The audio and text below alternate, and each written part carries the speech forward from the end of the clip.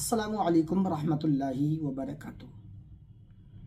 پیارے دوستو، آج اس ویڈیو میں انشاءاللہ ہم 3 سوالوں کے جواب آپ کو دیں گے۔ نمبر 1، کیا عورت اپنی شرمگاہ کے بال بلیڈ ریزر سے صاف کر سکتی ہے یا نہیں کر سکتی؟ نمبر 2، شرمگاہ کے بال کہاں سے کہاں تک صاف کرنے چاہیے، اس کا صحیح طریقہ کیا ہے؟ نمبر 3، شرمگاہ کے جو بال ہیں ان کی مدت کیا ہے، کتنی دنوں میں ان کی صاف صفائی کرنا ضروری ہوگا؟ ان تینوں سوالوں کے جواب انشاءاللہ بہت باریکی کے ساتھ آج میں آپ کو بتاؤں گا۔ دیکھیے، اکثر لوگ ان مسئلوں کو پوچھتے ہوئے شرماتے ہیں اور بتانے میں بھی عجیب سا محسوس ہوتا ہے، لیکن صحیح بات تو یہ ہے، اب بھائی ہر بندے کو تو یہ جانکاری ہوتی نہیں ہے، تو جس طرح سے بھی الٹا سیدھا ان کے من میں آیا وہ کام کر رہے ہیں، جس پہ کبھی کبھی وہ گناہ گار بھی ہو سکتے ہیں۔ تو شرمانے سے بہتر ہے آپ گناہ میں شامل ہوں، اس سے بہتر ہے شرمانا چھوڑ دیجئے۔ شرمانے میں آپ کا بہت بڑا خسارہ اور نقصان ہے۔ کبھی بھی دین کے مسائل پوچھنے میں شرم حاصل آپ ہرگز نہ کریں، کیونکہ اگر آپ شرماتے رہے اور آپ نے مسائل پوچھے نہیں اور ہم بھی شرماتے رہے، ہم نے آپ تک پہنچائے نہیں، تو پھر دین کیسے آپ تک پہنچے گا؟ دین کے مسائل کی جانکاری آپ کو کون بتانے آئے گا؟ اس لیے ہم نے یہ فرض سمجھا کہ ہم آپ کو بتاتے ہیں، اور آپ کے لیے یہ فرض ہے کہ آپ محبتوں کے ساتھ سماعت کریں گے۔ تو آئیے گا ہم آپ کو بتاتے ہیں۔ سب سے پہلا سوال، کیا عورت اپنی جو شرمگاہ ہے اس کے جو بال ہیں وہ ریزر سے صاف کر سکتی ہے یا نہیں؟ 1، کہاں سے کہاں تک کرے؟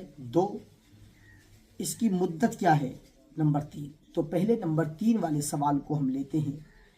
دیکھیے، جو شرمگاہ کے بال ہوتے ہیں ان کی جو مدت ہے وہ کتنے دنوں تک کی ہے، تو میں آپ کو بتاتا ہوں۔ حضرت سیدنا علی رضی اللہ تعالی عنہ وجہ الکریم ارشاد فرماتے ہیں کہ آپ اپنی شرمگاہوں کے بالوں کو 1 ہفتہ میں صفائی کرو، اگر یہ نہ ہو سکے تو 15 دن میں کر لو، ورنہ مہینے میں کر لو، اور زیادہ سے زیادہ جو مدت ہے وہ 40 دن ہے۔ اگر آپ اس سے زیادہ اپنے بالوں کو بڑھائیں گے اور اس حد تک صفائی نہیں کریں گے تو پھر یہ مکروہ تحریمی ہے، چاہے وہ مرد ہو یا عورت ہو، دونوں کے لیے ضروری ہے کہ صفائی کا خیال بہت ضروری ہے۔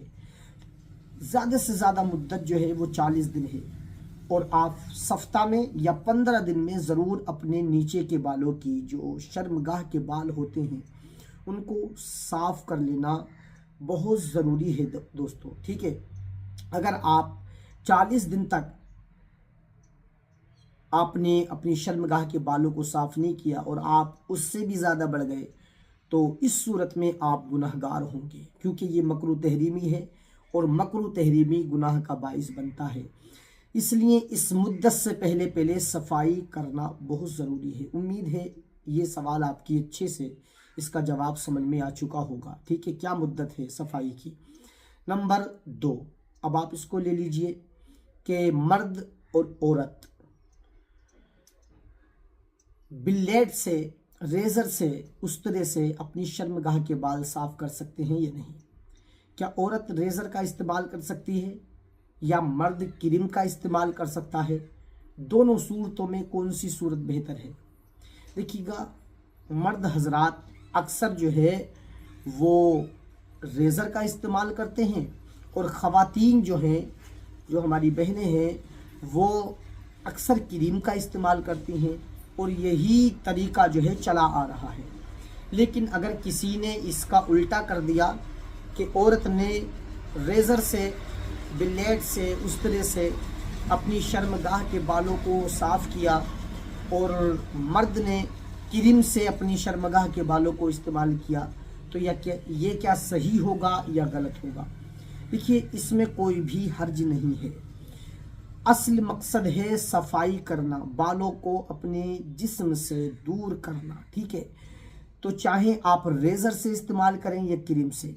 मान के चलिए अगर कोई हमारा भाई है, उसका बहुत ज़्यादा पेट निकला हुआ है। अब आप जानते हैं जब पेट इंसान का ज़्यादा निकल जाता है, कुछ ना आपने देखा होगा कुछ लोगों को, वो यूं करके उनकी तोंद ना बहुत मोटी हो जाती है। जब वो बैठते हैं तो उन्हें अपने नीचे के जो आज़ा होते हैं वो सही तरीके से चमकते भी नहीं हैं। अगर ऐसी सूरत में वो रेज़र का इस्तेमाल करेंगे तो आज़ा के कटने का, ब्लेड लगने का, रेज़र लगने का उसमें ख़तरा पैदा हो सकता है।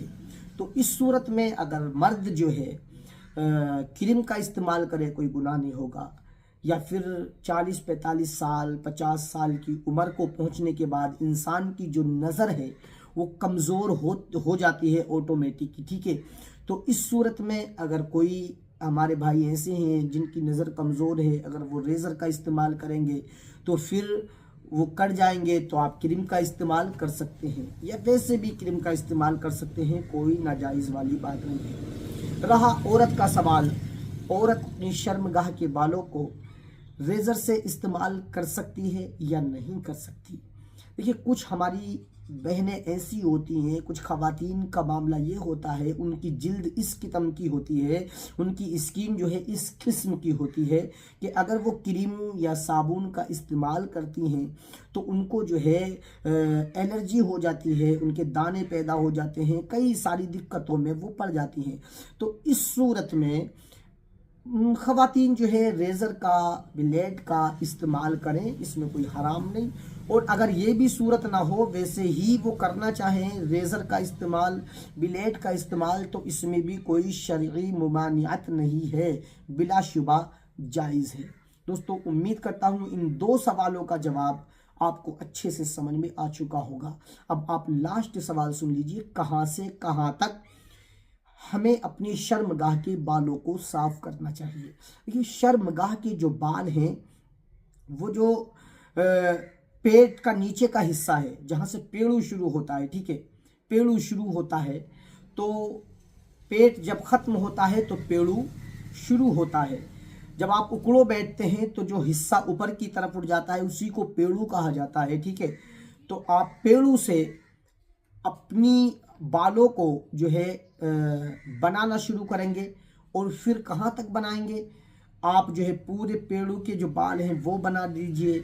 उसके बाद जो आपकी जांघों के करवट में बाल हैं वो भी बनाइएगा।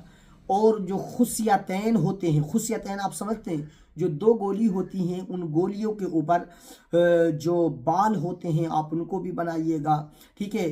जो मकद का हिस्सा होता है, यानी जो टॉयलेट वाला रास्ता होता है, उसके इर्द गिर्द में अगर बाल हैं तो वो भी आप साफ़ कीजिएगा, ठीक है।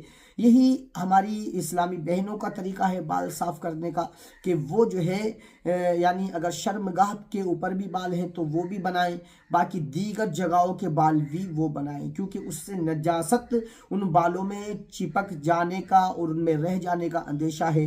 तो ये वहाँ तक बाल जहाँ तक हमने बताए हैं वहाँ तक आप अच्छे से साफ़ कर लीजिए। अब हमने ये तीनों बातें आपको बताई, उम्मीद है आपको अच्छे से ये बात हमारी समझ में आई होगी।